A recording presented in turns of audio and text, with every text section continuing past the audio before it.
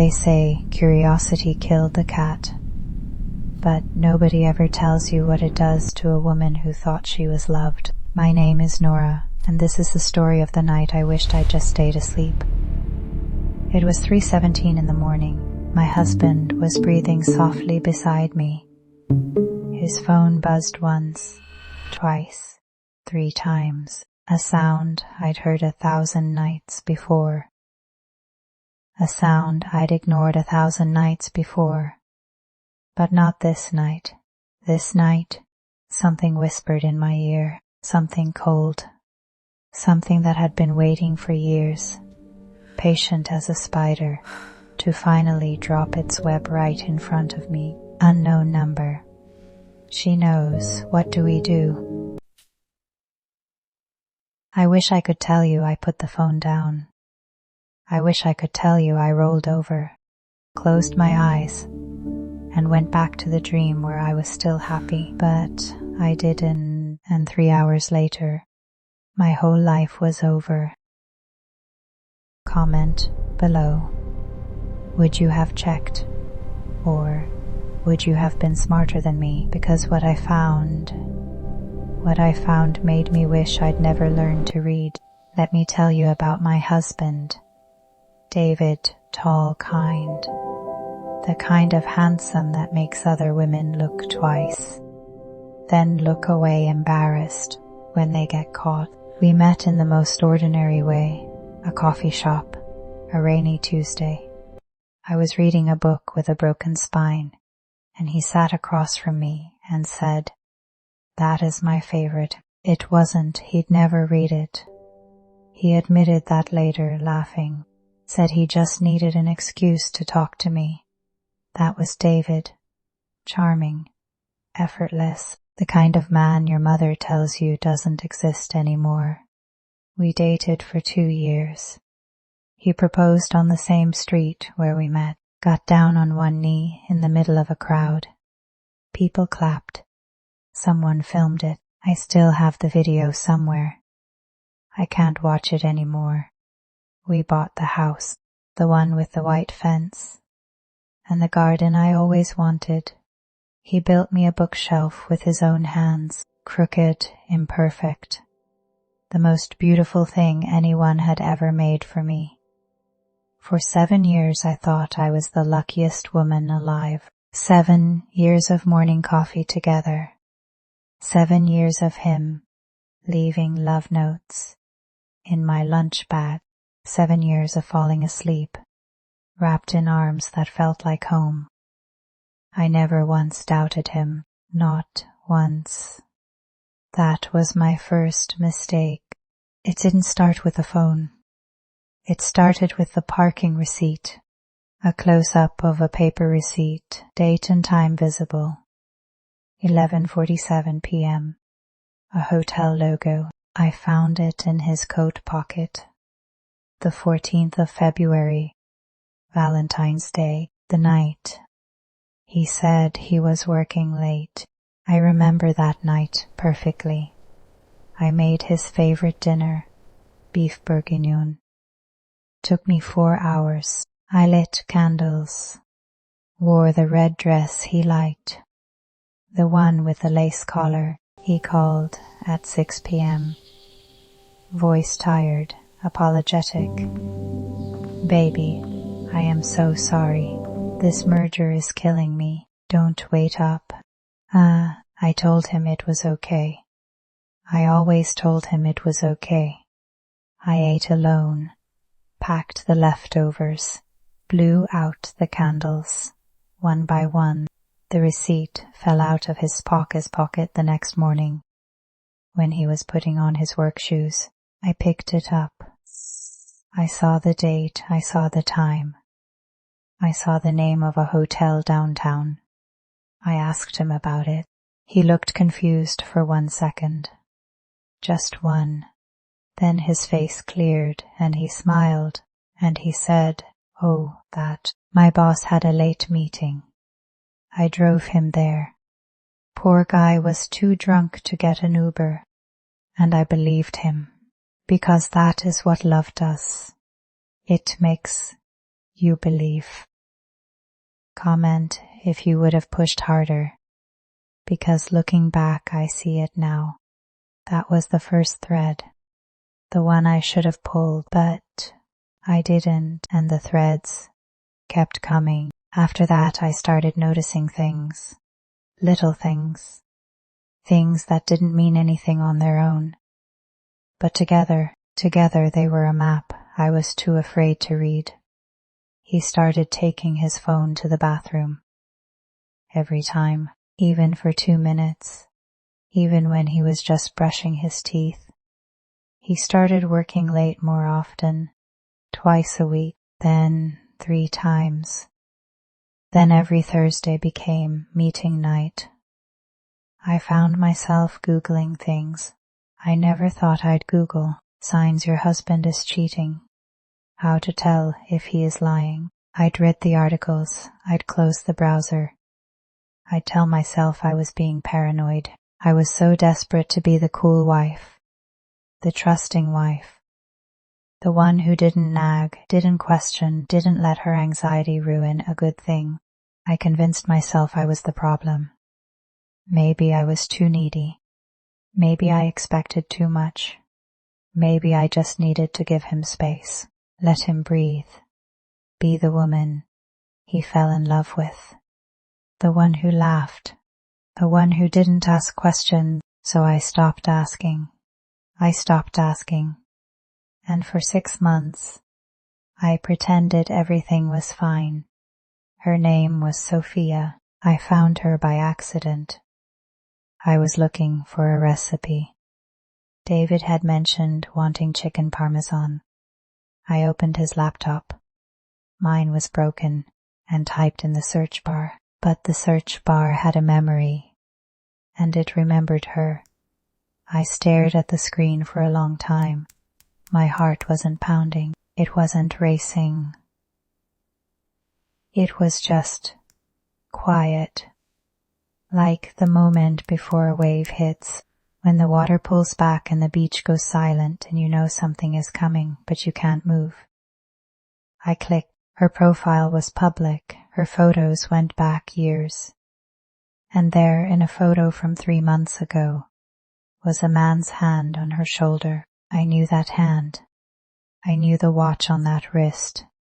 The one I bought David for our 5th anniversary. The one with the inscription inside, "Every step with you is home." I zoomed in. I zoomed until the pixels blurred, and I saw it. The edge of his shirt.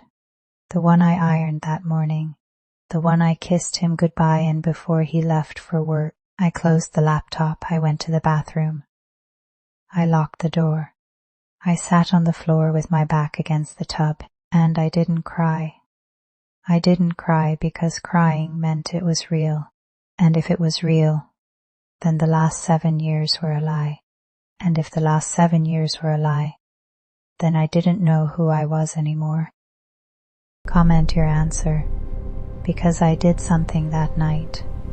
Something I am still not sure was brave or stupid. I didn't confront him. I didn't cry. I didn't pack my bags. I waited. I waited because I needed to know everything. Not just the affair, not just the lies. I needed to know how deep this went. I needed to know who I had been sleeping next to for 7 years. I needed to know if the man I loved ever existed at all. The next 6 weeks were the hardest of my life. I woke up every morning, looked at the man beside me, and smiled. I made his coffee, packed his lunch, kissed him goodbye.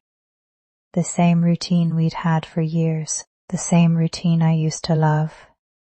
He didn't notice anything different. That is what got me. He didn't notice. He was betraying, was standing right in front, making his breakfast, Wouter, asking about his DAV. Even he didn't see anything wrong. I started watching him, really watching, the way he looked at his phone when he thought I'm looking. Fast, purposeful, the way he'd smile at something on the screen, then whoosh when he'd talk. I watched him leave for work earlier than he needed to. I watched him come home later. I watched him kiss me on the cheek with lips that had probably kissed someone else that same day. And I smiled. I smiled and I cooked and I cleaned and I waited. Because I was building something, evidence, proof, a case, not for a lawyer. Not yet. But for myself, I needed to see the whole picture before I decided if I had the strength to walk away. Then came the night I checked his phone. He'd been careless lately, leaving his phone on the counter, on the couch, in the bathroom, like he was getting comfortable, like he'd been doing this so long, he forgot it was a secret. Or maybe he wanted me to find it. Sometimes I wonder about that. If he was tired of pretending to me. If he wanted me to be the one to end it so he didn't have to. The passcode was our anniversary still. After everything, I typed it in, 0914, and there it was, a thread, months long. Pages and pages of messages between him and Sophia. I scrolled up, past the last months, past the last month, past the last 6 months, past the Valentine's Day I spent alone with candles and beef bourguignon. I read them all, every single one, the good morning, beautiful texts he used to send me.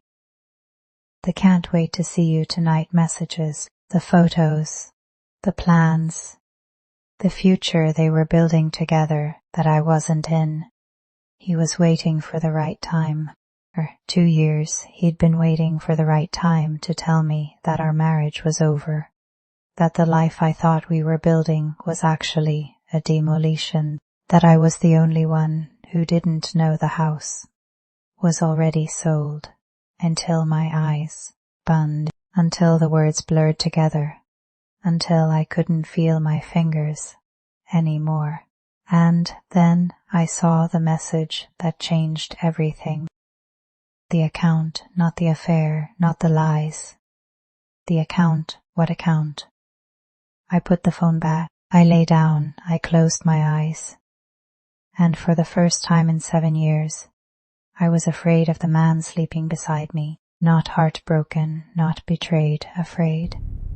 Because I realized in that moment that I didn't know him at all, and whatever I thought we had, whatever I thought I was protecting, it might have never been mine to protect. The next day, I started digging, not into his phone, not into his messages, into his life. We had a joint account. That was normal. That was marriage. But we also had separate accounts. His idea for surprises, he said. For birthday presents, for our future. I never questioned it. I trusted him. Stupid. So stupid. I tried to log into his account. I tried every password I could think of. Our anniversary, his birthday, my birthday, his mother's maiden name. Nothing worked. So I went old school. I searched the house while he was at work. Every drawer, every closet, every shoebox on the top shelf of his closet that I'd never looked in because I trusted him. It took me 3 hours. Hurried up at the last box, underneath returns from 2018. I found it and went to spanned. An account in his name only, with over $400,000 in it. A hund were 100 tali.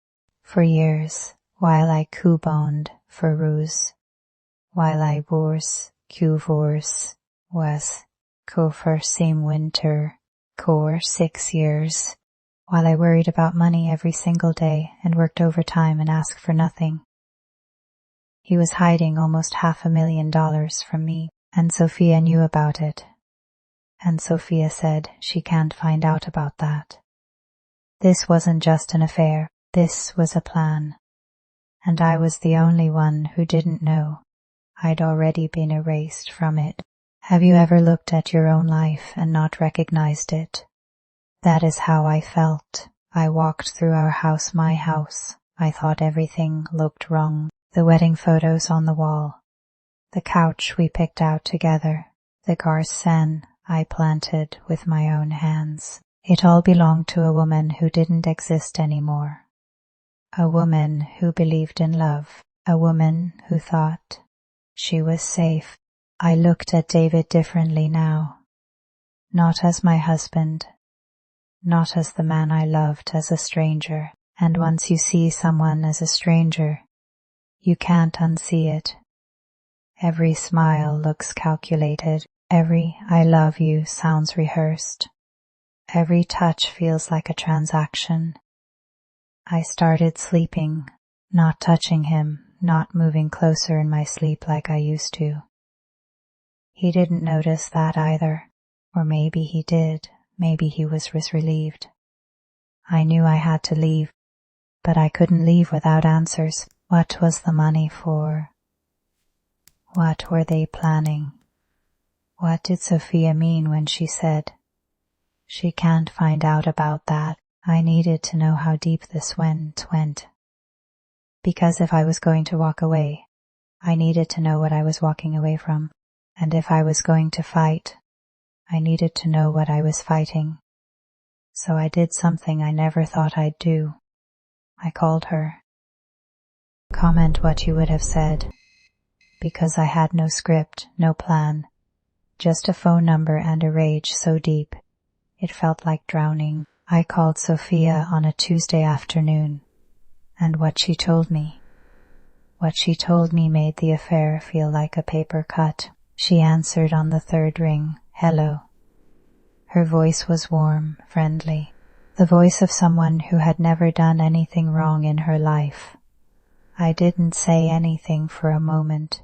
I just listened to the Owen who was sleeping with my husband, who knew about the hidden money, who was part of a plan that I wasn't supposed to know existed. Then I said is no Feskens is no David's wife. There was a pause, long enough for her to decide how to play it. Then she said, I know who you are. She'd known about me the whole time. I wasn't a secret she didn't know about. I wasn't a wife she felt guilty for. I was an obstacle, a problem, something to be managed. I know who you are, she said, and there was no shame in her voice, no apology, just patience, like she'd been waiting for this call. I asked her about the money. Silent. Then she laughed. A small laugh like I'd said something funny. Without meaning to, really don't. Do you really don't? She said, he told me you were checked out. That you didn't pay attention to anything. I didn't think he was serious. He told me you were checked out. He told her I was checked out. While I was cooking his dinner, while I was folding his laundry, while I was lying beside him every night, loving him, trusting him, giving him everything I had. Told her I was checked out. I asked her again, what was the money for? She was quiet for a long time. Then she said something that stopped my heart. He didn't tell you about the house? What house? I said. Sophia said, the one we bought together 6 months ago. A house in Miami bought 6 months ago. With my husband and his other woman. I hung up the phone. I sat in my car in the grocery store parking lot for 2 hours. I didn't move. I didn't cry. I just sat there, watching people walk by with their shopping carts. Normal people. People whose husbands weren't living double lives. People who hadn't just found out that their marriage was a shavings, or shaving stofend. Their future had been signed away without their name Thaki. I went home that night. I made dinner. I kissed him when he walked through the door. He said, "Hi, wait. How was your day?" I looked at him. the man who's with another, house with $1,000,000. The man who told his mistress that his wife was checked out. I said it was good, because I finally understood wasn't just Peekend me. He was erasing me, and if I confronted him now, he would I'd hide the money, sell the house, share the evidence, Basque would win less. So I am going to let him think I don't know. I am going to make his coffee, pack his coffin, kiss him goodbye. I am going to be the perfect wife, the checked out wife he told Sofa about, and while he is planning his future with her, I am going to plan mine. I am going to find every dollar, every account, every lie, and when I have everything, when I have enough to take it all back, then I am going to show him what a woman who was checked out can really do. But that is not the end of the story, because 3 days after I made that plan, I found something else in his phone. Something that made the house in Miami feel like a misunderstanding. Something that made me realize I wasn't just being erased. I was being disappeared. And when I tell you what it was, you'll understand why I am no longer afraid. I wish I didn't check his phone. But now that I have, now I have to stay alive long enough to make sure he never hurts anyone again.